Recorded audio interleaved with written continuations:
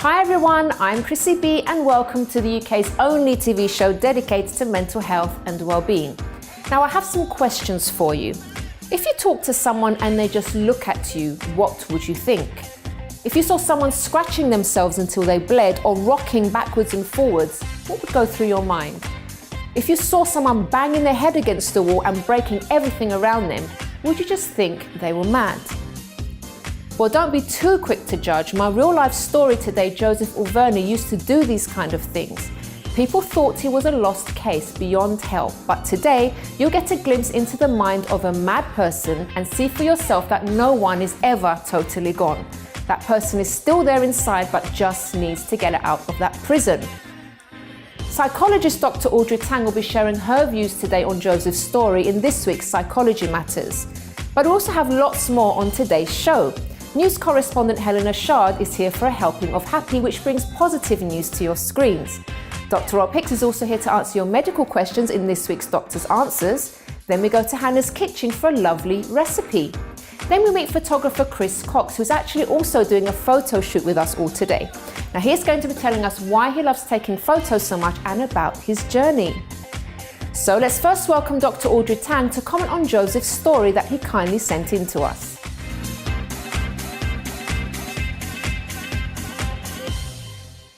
Welcome to the show, Audrey. Thanks for having me, Chrissy. So, Audrey, we're going to watch the first part of Joseph's story, who's our real life story guest, who's kindly sent in his videos. So let's take a look, and then you can get your comments. Hi, Chrissy. Hi, viewers.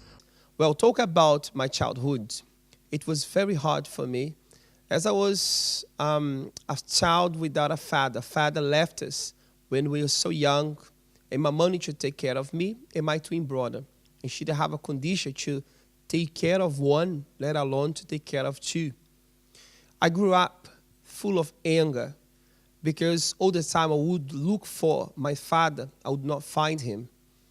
And that all the time I used to see other friends, they have father. And I didn't have that image, that figure, which I could count on.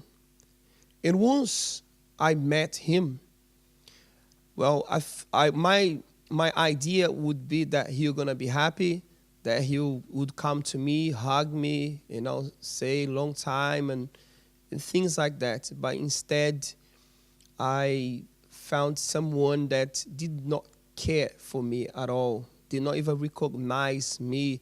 He thought that my mom cheated on him with somebody else, which wasn't true.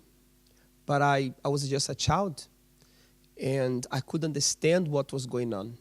So I grew up with that feeling, the hard feeling inside of me, and I could not let it go. Well, I developed many issues from my childhood. Since I was a child, I was always sad. More I tried to get rid of that sadness was always present in my life. I could go anywhere. I could, visit a new place, trying to distract myself with other kids. The sadness was always present. And by the age of 12 is when I really start getting worse. I start being depressed with the age of 12. On 13, 14, I didn't want to leave my home. I want to stay at home all the time. Then I start going to take tablets and get even worse. Well, I went to psychologists, I went to doctors for them to find out what was the cause of that. Of course, the main cause was the lack of having a father with me. That lack of having a father figure made me always sad. The sadness would start just growing inside, would be always there. And I knew that I could not get those times that was gone back again. I was getting older and older and never have someone that could protect me or could be with me that father figure. That's the main thing that make me always very sad. I start noticing that I was not fine. Something was wrong. Is when my mom also see that I was not the same. I was getting worse every time. Then she started taking me to doctors. And then they noticed that I had a problem. I had a mental problem. And plus the depression, panic attack. And they started seeing that I was getting worse. I was taking tablet after tablet. I get the point where I was taking 12 tablets. Every day 12 tablets. Sometimes I need to go to the hospital to take injections because my mom could not cope to even hold me because I want to break the house. I want to start screaming. I was suicidal. My life started going upside down. At the age of 15, I was lost. I was completely lost. I would not talk to anybody. I would not speak to anyone. I would not eat. My mom needs to do everything. She needs to bathe me. She needs to give me food. She needs to do everything for me because I was lost. I was gone. She could not see that son that she had before in me anymore. Anyone. So I was at home. I used to lock the house every day. Every day. Close the windows, and I like to be in a dark environment. And I didn't like anyone to knock my door. I want to be there by myself in my world. A world of sadness, world of depression. I didn't want to live that situation anymore. That was the way I started, see that I was gone. At that point, people would understand, thought that I was not understanding anything, that I lost completely my mind. But I was understanding what was around. I could not do anything else to come out of that situation. It was something like I wanted to react in a different way, but something was like in my mind blocking me to do it. I was blocked. And I know that I was doing what I was doing was making my mom sad. I knew that I was messing my house. I was making my brother worried, my grandma. Everyone started getting, so messed up with my situation. My mom sometimes used to look at me and start crying because the picture that she used to see inside of her was not that boy that used to be happy, that was to walk around, that to be with his brother. I was just at home, and that place was like a cave. I make my house like a cave, and I try to escape from everybody, try to escape from those problems that I was in.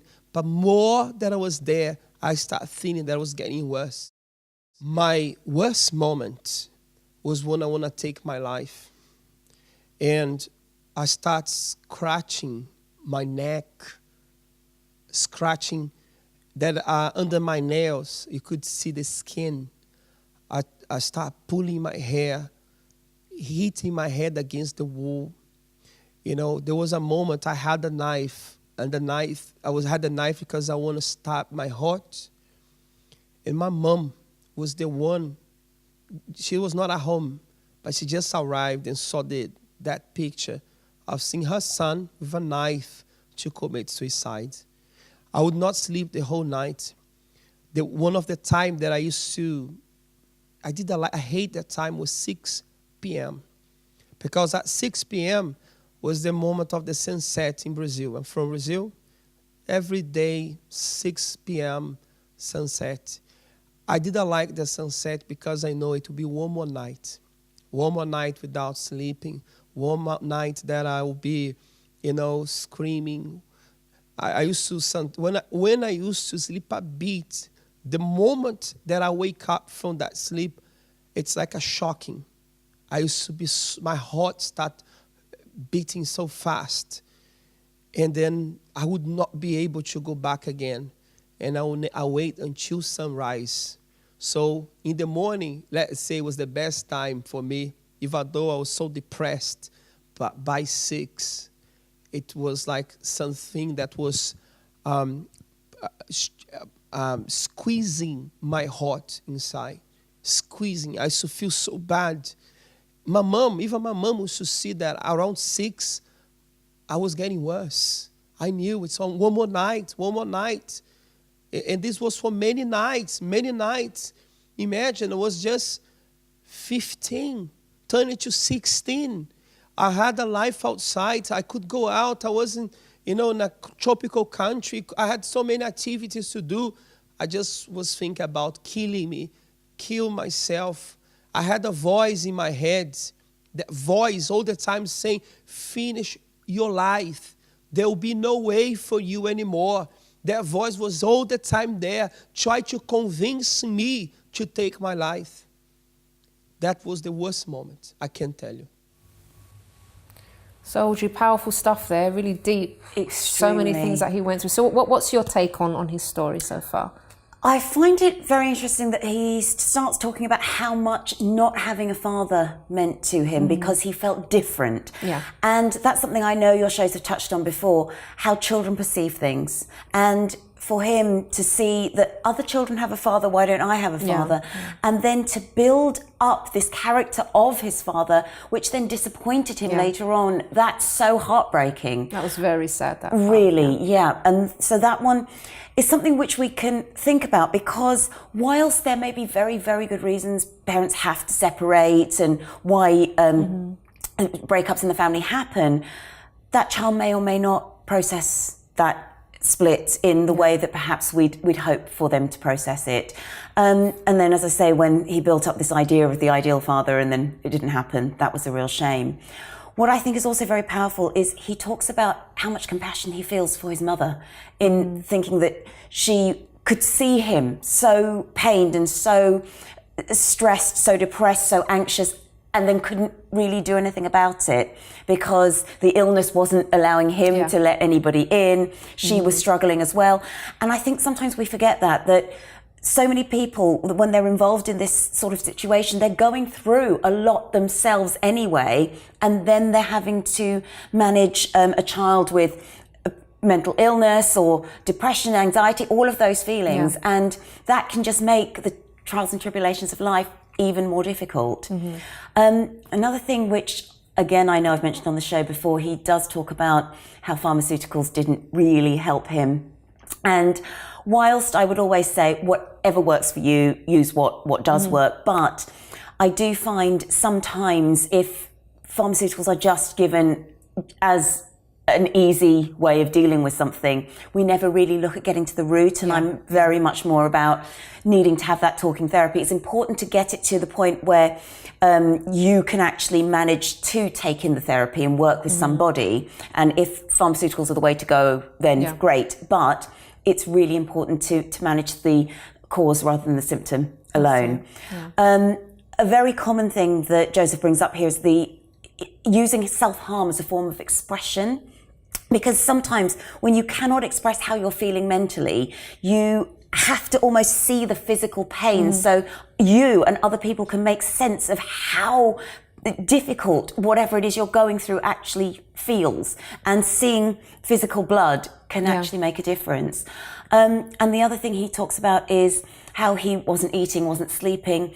And again, that's hugely important because depression brings about some terrible symptoms anyway, but the lack of personal care is something else which then can trigger more physical problems too. Because if you're not eating and you're not sleeping, that can then give rise to things like hallucinations. It can make you physically sick as well. You can become dangerously underweight, or if you're comfort eating, dangerously overweight. And again, it's why a lot of counsellors do look out for people who are presenting with physical symptoms as much as being able to explain their mental symptoms.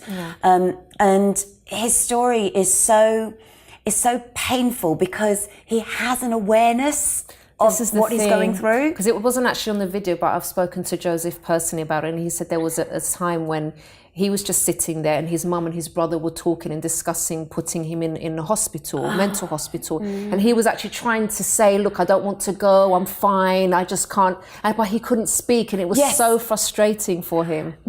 lack of expression, sometimes you're in such pain you can't even find the words to say it, and that is where you almost turn upon yourself and start harming yourself, because that's a form of getting something out there. But that's why things like singing, poetry, drawing, dancing, that can be so helpful if you don't have the words to be able to express something. But when you're in that desperate a frame of mind, even that doesn't always help, and it's a very powerful The good news is that things did turn around, and we're actually going to be showing you the second part of Joseph's story right after this break.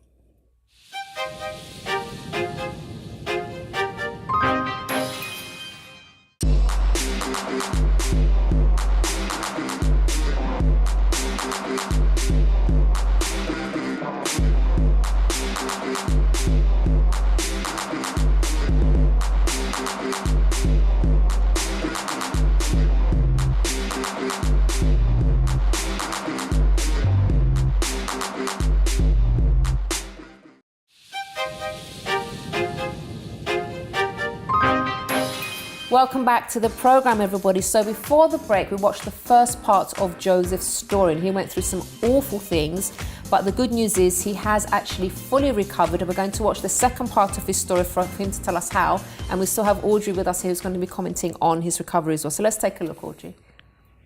My recovery began once I was tired of that life, tired of suffering, tired of scratching myself, tired of have those suicidal thoughts. In reality, I didn't want to die. I wanted just a way out, but no one would say where I could go. Then someone that I trust in this person came and spoke about a charity that would help me. The way he said about this charity is like it's not real. It's something like it's not real. It's not of this world. Then I said, well, I need to go to see, because the way he said, and someone that I trust, in the next day in the morning, I went there. When I arrived there, I spoke to the pastor. And then when I spoke with the pastor was the one that was available to talk to me. And he knew what I was going through. I don't know how, but he knew what I was going through.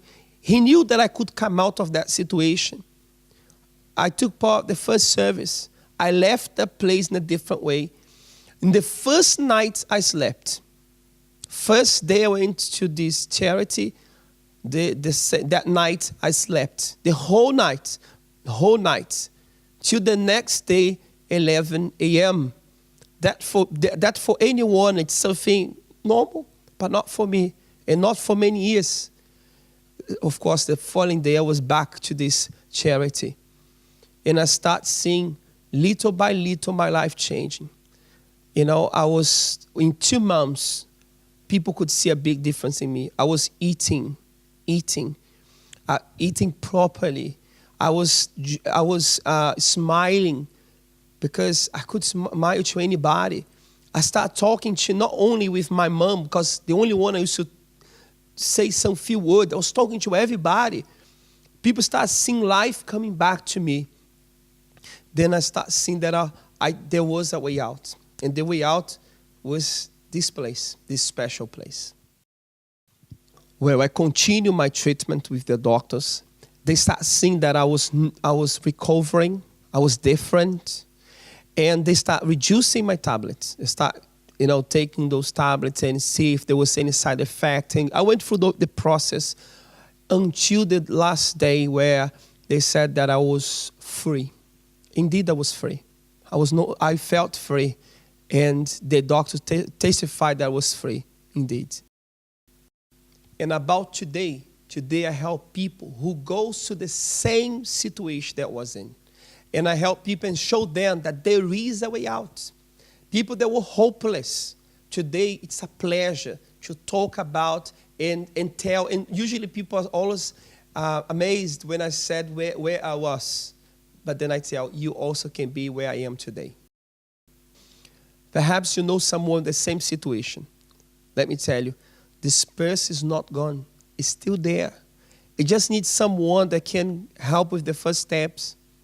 I could not do it if I was by myself. I had my mom, I had my brother, I had people support me. But there was a way out. Believe that maybe you have a family member in that situation.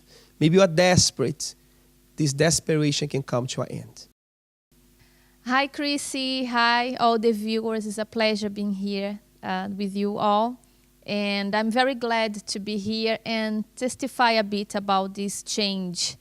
Nowadays, he's someone very happy, someone peaceful, someone who have this desire to help others, because it's not something that he just speak but don't live. Well, Chrissy, it was a pleasure to be here in the show with you, with all the viewers. And I hoped that my life story was able to help many people who are watching us now. Thank you so much to be here with you. Bye-bye. So inspiring, right? Absolutely. So what did you think of that? Oh, he's such an incredible person, and his enthusiasm for helping other people is just wonderful. Yeah. And a couple of the things that I would like to touch on there, he talks about how someone believed in him. Yeah. And that is so important.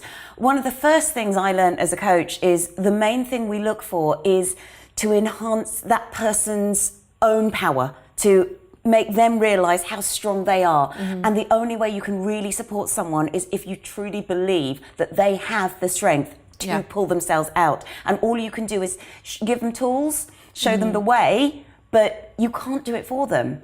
And that's something else that he said there, that he was tired of it all. He had to still stand up and do it himself. And that's incredibly powerful. What I think is really important about when he says he spoke to somebody and they connected, in the world that we live in now, where so much is virtual now, that's true. we are losing that sense of community that we used to have. When towns and cities were built, it used to be with community in mind, and now so many of us are retreating into our smartphones, into our computers, onto the internet. And sometimes it feels like we're on the same journey with somebody, but we're barely sitting in the same car. And that's a real shame when it's somebody that you're close to and that you love or you want to support. And therefore, when you can make that connection with someone, it's so incredible. What I love about what Joseph has said as well, though, it's not just the people who supported him, but his own family who were there, who rallied around. He had a network around him. That network, didn't he? Because it's really hard to find that inner strength to stand up, especially when you haven't used it for so long. In that, it's almost like learning to walk again after an accident. You've forgotten how to do it, and you need to remember, and you will fall. And to have somebody who's there with you and saying, it's okay, we can do this, you can do this, it's really important. And that's sometimes something that when we sit there and say, I need to try and I want to help someone through this, what do I do? Just be there. Just be there for them, because that's the best thing. You're not there to do anything for them in terms of help them fight the illness or disease or whatever it is. But you can be there to hold their hand. You can be there when they're just saying, this is so hard. And you can be there when they have made all these plans to go out with you and then said, I don't want to do it anymore. I've changed my mind. That's okay. We'll sit here and we'll do that. And so the support network is such a huge part of resilience. And actually that's just something which I've been adding to my training sessions. I hope you don't mind me adding it here. We have so many amazing people around us. Drop one of them a text right now. Just drop them a text. Tell them why they're so amazing, and thank them for being in your life. Lovely. I think we'll end it on that. I So I think we should do that during the break. Well, in a minute, Audrey, thank you so much. Pleasure. And we'll see you again next time. Thank you also very much to Joseph for sending in his story and for inspiring our viewers today. So now, everyone, it's time to go to Helena Shard in this week's A Helping of Happy.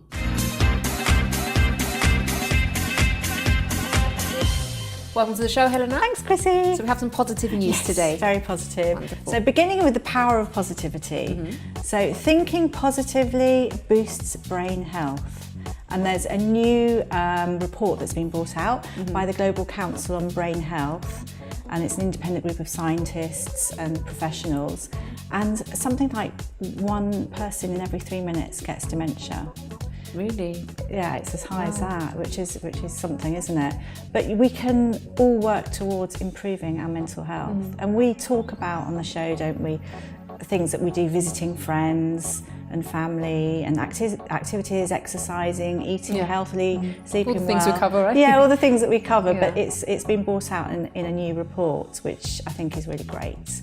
And I think, actually being able to exercise our brains is so important. One of the other things as well is volunteering, which is completely 100% beneficial. It wards off social isolation and anxiety, and that better thinking skills in later life and being able to relate is actually key. Talking about volunteering, 4 in 10 Brits volunteer, and that's a new report as well, which I thought was pretty high. I would have thought it would have been lower. So that's really great, because obviously reducing isolation and everything. And the statistics are, I do 18 to 24-year-olds, that people feel far more confident. 84% said they feel more confident. Wow, that's good. 85% actually feel like they're really learning new skills, and obviously that's improvement in employment possibilities, which I think is brilliant. I know Princess Anne recently as well visited the new College of Worcester, and that's a school for the blind, and it was to celebrate the contribution of excellent work carried out by volunteers, which is what really, would you do without really volunteers? great. I know, we love volunteers, we do. Again, it's a little bit like volunteering. Well, it is volunteering in a sense. It's slightly different. It's a very kind-hearted man called Dean Moore, and he made a 400-mile trip for a couple, Ron and Charlene Gillies, and they were actually en route from Edinburgh to Cambridge to see her dying mother, and their car broke down, and he stopped to just see how they were. And they talked and everything, and he actually did the drive. He took them there. Really? Wow. He brought them back. 400 miles. He didn't ask for anything. He was happy to do it. No petrol money and everything. And they were absolutely over the moon. Wow. Because obviously they were strangers. It's just so nice. How nice is that? that? You wouldn't expect it. And he just said, anyone would do it. I don't think anyone would do 400 it miles, here, I would think so. they? Absolutely not. Oh wow, it's a lovely story. Really nice. Okay, so love simple stories, and this is again a very simple story. Fraser Cox, he's 10. He's only 10. He does have autism, but he's got this story that he talks with such empathy, which I think is really lovely. And it's a story. It's called A Boy Just Like Me, and it's about his friend who's a refugee and him, and how much fun they have together and how they're so alike. But he also, so it's an inspiring friendship, but he also talks about the misunderstandings with people of different cultures, etc., and how it could be sorted so simply. And this is just one line, which is, if we could find friendship, our world would be so good. And it's a lovely story. Obviously, I can't talk about it fully, but it's definitely worth watching. And moving on to refugees, obviously facing housing difficulties. And Abir Sakali is an architect, and she really wanted to help. And she's actually invented something called weaving a home. And it's a special fabric that it's almost like you can make tents out of it, but it's far more complex than that. The tents collect rainwater, and they also store solar energy. So obviously you've got rainwater to bathe, and as well solar energy, it's explanatory. And it's a unique design, cine wave curves, and to do with the weather temperature, the tents move. And also you can take them down and take them somewhere else. But it's really quite clever. It's not quite out yet, but they're still testing it. But it's a good idea. Yeah. I'd like one, actually. Don't need one, but I'd really like it. And I've got more, but I think we've run out of time. Thank you, my sweetheart. And we'll see you again next week for some more Absolutely. positive news. Look forward to it. News stories as usual. Thank you. Thank you. All right, everybody, so after the break, we'll go to Hannah Richards' kitchen to rustle up something healthy, and Dr. Opix will be answering your medical questions, including this one. Despite all my efforts to eat healthily and get enough rest, my hair seems to be getting thinner. Is there anything I can do medically? Find out the answer after this break.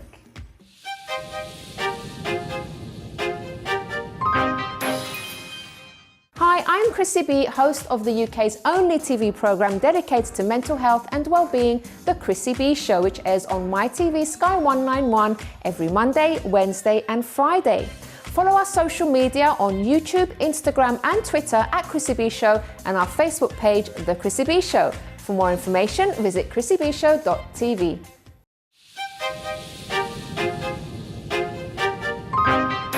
Welcome back to today's Chrissy B Show, everybody, and now it's time for Doctor's Answers with Dr. Rob Hicks. Welcome to the show, Rob. Hi, Chris. How are you? I'm well. How are you? Fighting fit. I'm ready to answer some questions. Always. All right, let's get straight to it then. So the first one is, despite all my efforts to eat healthily and get enough rest, my hair seems to be getting thinner. Is there anything I can do medically? It's a good starting point. Yeah. To be eating healthily and getting enough rest. So that's a good start. Yes, there's lots of different reasons why your hair may be thinning. So let's look at the medical reasons. Iron deficiency, anemia, an underactive thyroid gland, diabetes, or a fungal infection of the scalp can cause hair loss, as you describe. If you're a woman, then it might be hormonal. So many women, after they've given birth to a baby, find that their hair thins quite rapidly, but reassuringly by the time the baby's 12 months old, so a year old, that the hair's come back again. Then think about what in your lifestyle may be causing this. So stress or a stressful event. So you may have had an illness, had a bereavement, you may have had a relationship issue, side effects of medication. So if you're taking anything, have a look on the information leaflet. And actually some hairstyles make thinning hair more likely. So if somebody has pigtails or cornrows that pull very hard on the roots of the hair, then that can cause hair thinning as well. Then, look to your family, because often it's hereditary. But what I would suggest you do in the first instance is ask your GP to check your hair, to look at what the pattern of hair loss is for you individually. And then he or she may do some blood tests to rule out any underlying medical conditions. And then he'll be able to recommend the most appropriate treatment for you, whether that be iron replacement, it might be managing your underactive thyroid, or it might be treating a fungal scalp infection, or if it's lifestyle related, then he or she will give you advice on that. But have it checked out and be reassured that for the most part, often this can be solved, this problem can be solved. Lovely. And next question. Sorry. Every time I play football, I get an achy pain in my ankles, which lasts for a few days.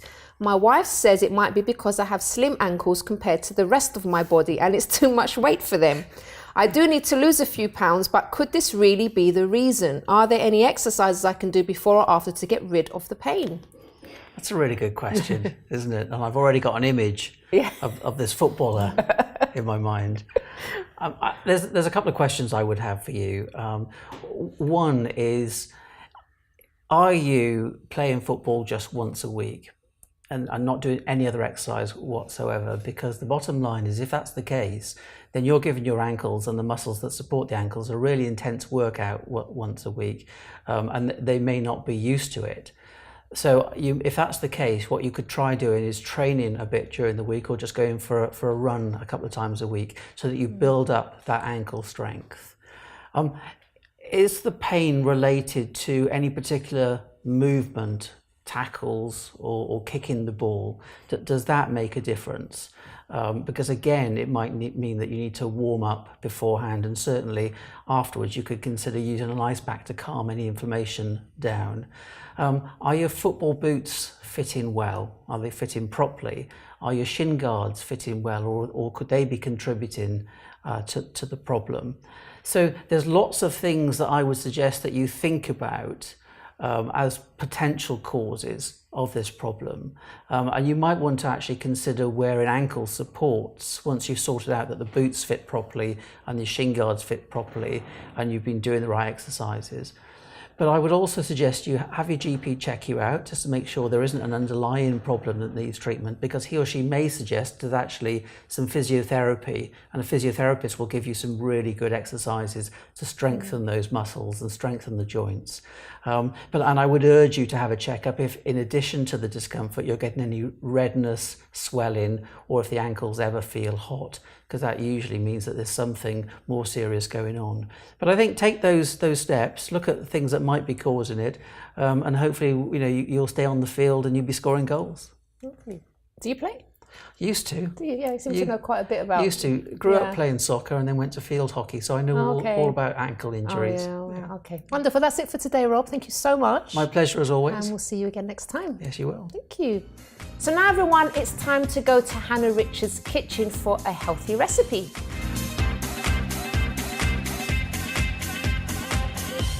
Hello, my name's Hannah, and today I'm going to show you how to roast some sweet potatoes and beetroot and turn them into some little patties.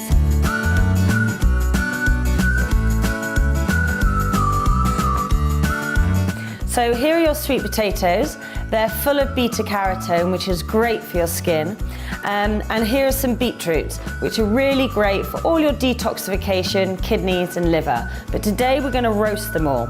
So just simply put 2 or 3 small to medium sweet potatoes in your oven baked dish. Take your beetroots from their stalks. You can just simply twist them like that till they come off. And then we're just going to put them into the oven. I've got a preheated oven, about 200. Just keep having a check. Some ovens are hotter than others. And I'm just going to sprinkle a little bit of olive oil over the top to crisp the skins. And then I'm going to add a twist of sea salt. So I'm just going to make sure they're all coated slightly.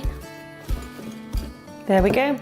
And we're just going to pop them into the oven, 200 degrees, for about 35 minutes. But keep checking. So the beetroot and the sweet potato have been in the oven for about 35 minutes on around 200. But it's really important to check your temperature of your oven. Some people's are quite hot and some people's aren't. So it's only really a guideline. So let's have a look. Whew. Okay, great. So as you can see, they've already sort of changed colour, and when I take a knife into them, that skin just wants to peel right back, and that's when you know they're ready. If you stick your knife into the heart of the vegetable, it comes out nice and clean. So they're absolutely perfect. Great. So once those beetroots and sweet potatoes have cooled, or they've got to a temperature which you can handle, you're going to take this one big sweet potato and just cut it into discs like that. Now you can take the skin off, but I'm not going to because I like the skin, and it's the skin that's got lots of nutrient value to it, lots of vitamins and minerals. You're just going to mash it with a fork. That's all you need for this recipe.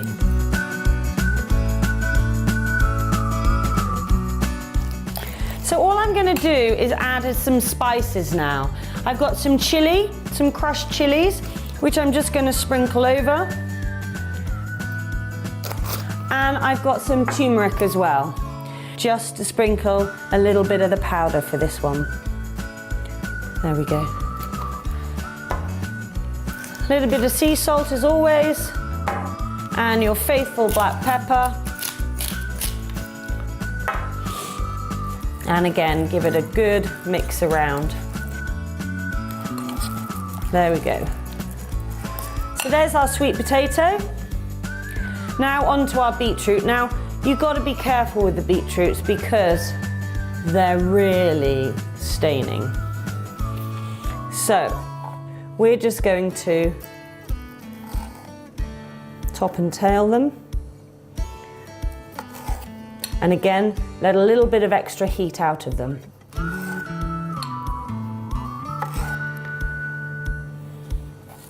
Okay. So make sure your frying pan is on, nice and hot for this recipe again. I'm going to take my coconut oil and I'm going to put a bit into the pan, and I really want to make sure it's hot. So now the pan is on and I can hear it spitting a little, and that's the sound you want to hear when you're about to do these patties. So just take a tablespoon of the sweet potato into your hand, and you're almost just trying to make it like a bit of a ball like that, okay? Then return it back and put it into the pan. and you can immediately hear it sizzling. So once you can hear them sizzling away, just take a wooden spoon or a spatula and you're just going to press them down very lightly.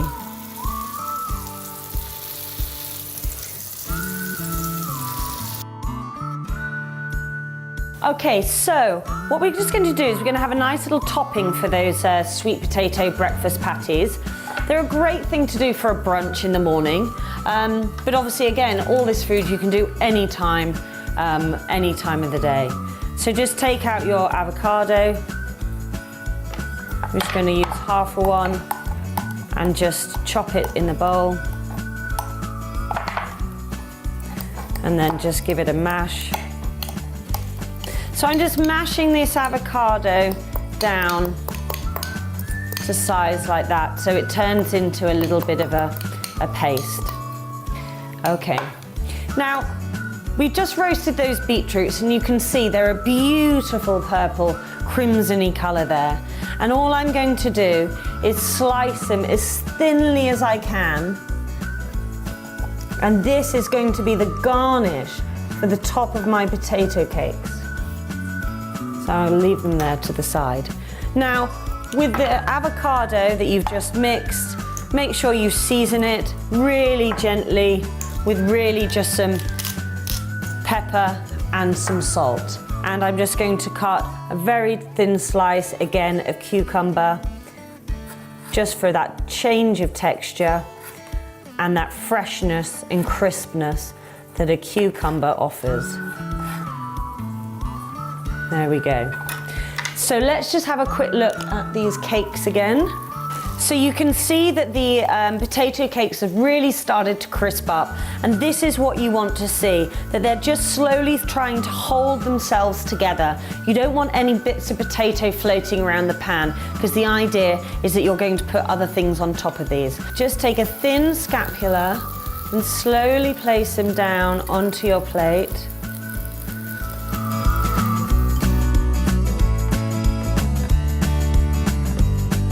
And all I'm going to do now is add a small amount of our avocado on top of each of them like that.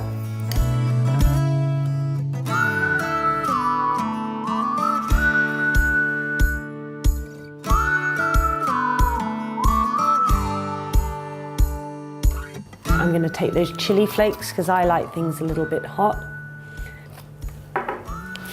I'm going to drizzle a fraction of olive oil. And I'm just going to put my favourite bit of rocket in the middle there. And there you have it. Breakfast fit for a king.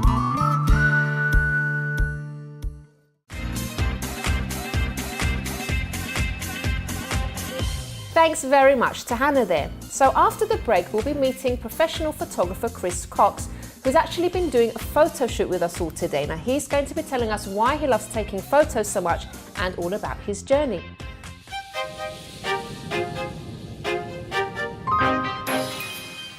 Why do you come to schools instead of anywhere else to show about mental health? Well, I think it's really, really important to actually bring these kind of things to schools, because I know nowadays there's a lot of children that are actually going through a lot of problems, and sometimes they feel like they shouldn't talk to people, that sometimes they're afraid to actually open up. We like to encourage students to open up if they are going through any problem, and let them know that it's okay to talk, that it's okay. If you're going through a problem, it's nothing to be ashamed of, but it's just to get the right help, that's all.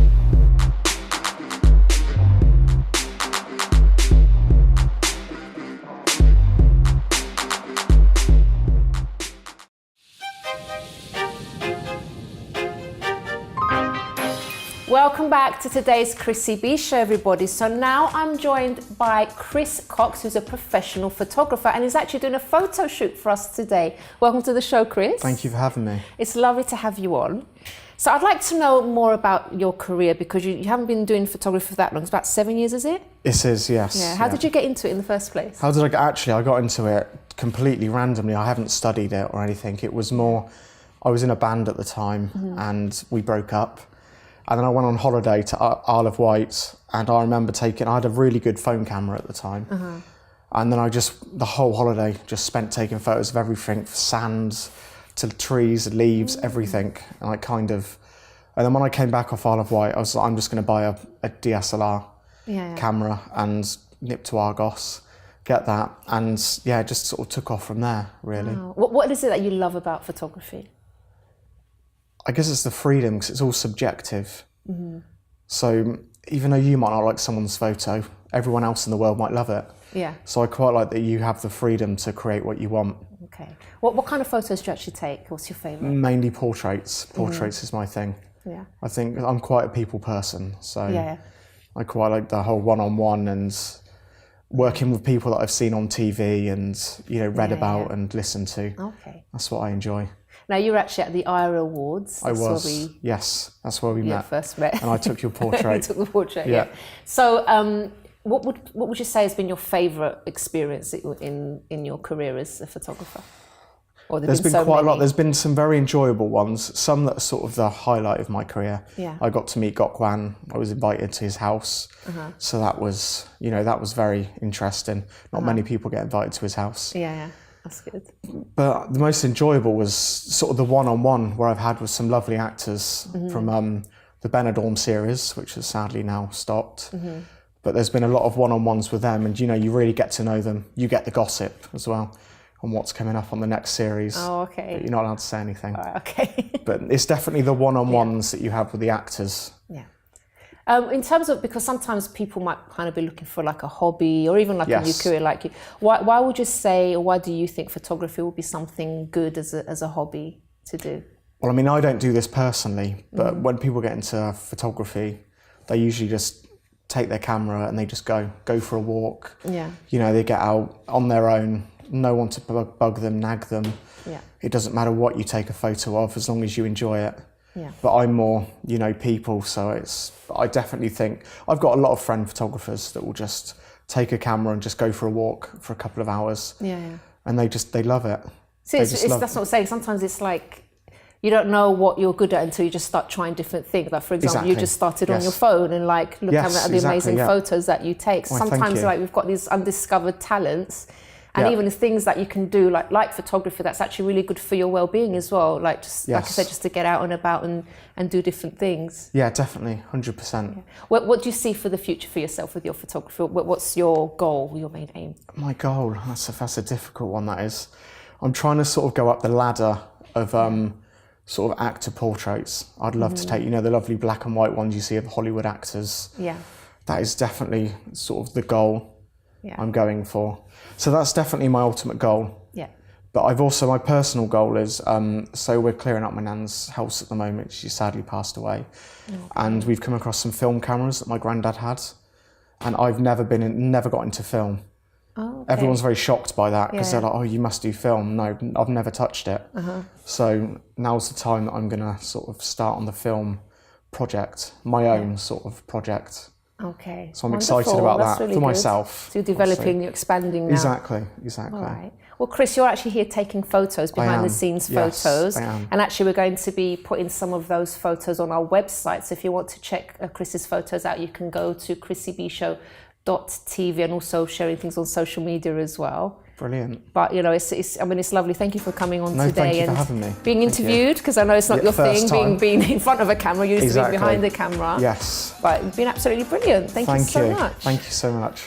Beautiful. Okay, everybody. So now it's time to go to my final thought of the day.